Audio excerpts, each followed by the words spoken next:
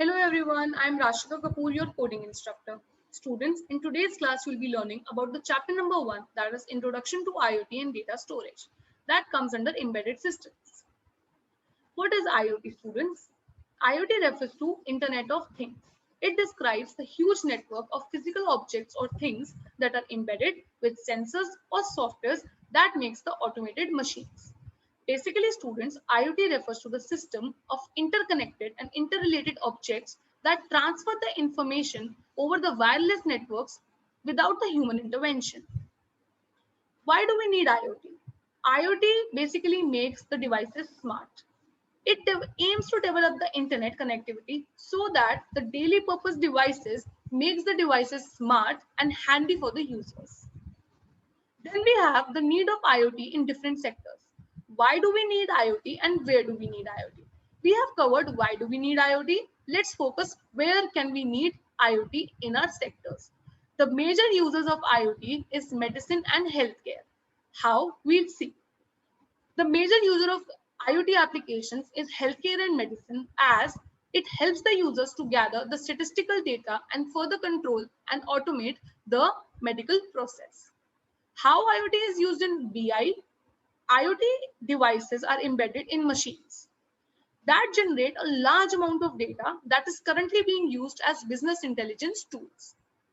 How IoT is used in smart city? It is basically designed to provide improved and better living conditions. Now you can see what are the various characteristics of IoT. We can see various features of IoT, but one of the most important features is first is connectivity. IoT basically provides an established connection, a proper connection between the IoT things and the platform. Then we have the sensing.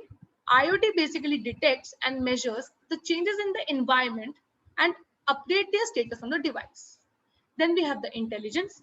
IoT basically makes the devices smart and with the help of data, they enhance our lives.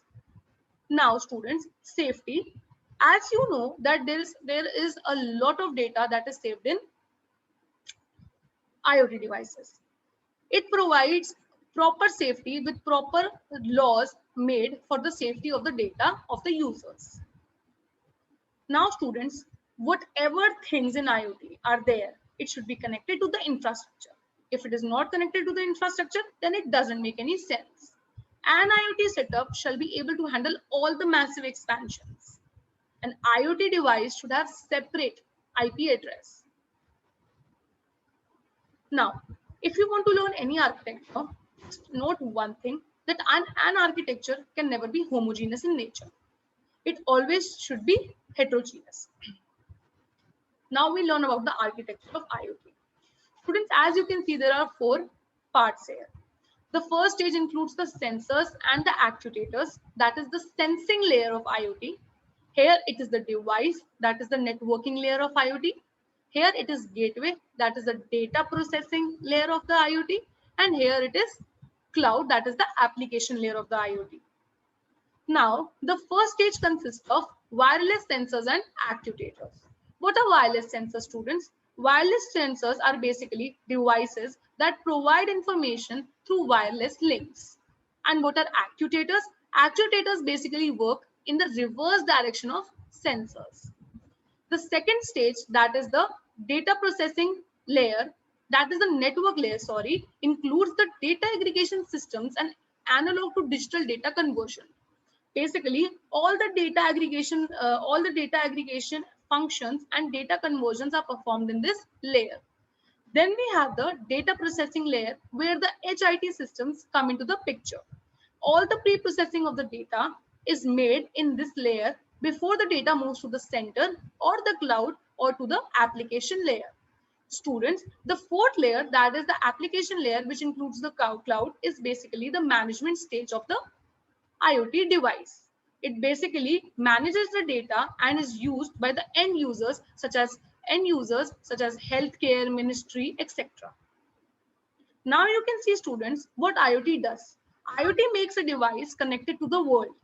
It is used for device work that is done by the man to be done by the machine. And as always, a machine that is not able to do some work which needs human intervention, IoT makes that easy as well. So next topic will be covered in the next class, that is how the data is distributed in IoT and how the data is stored in IoT. Thank you so much, guys.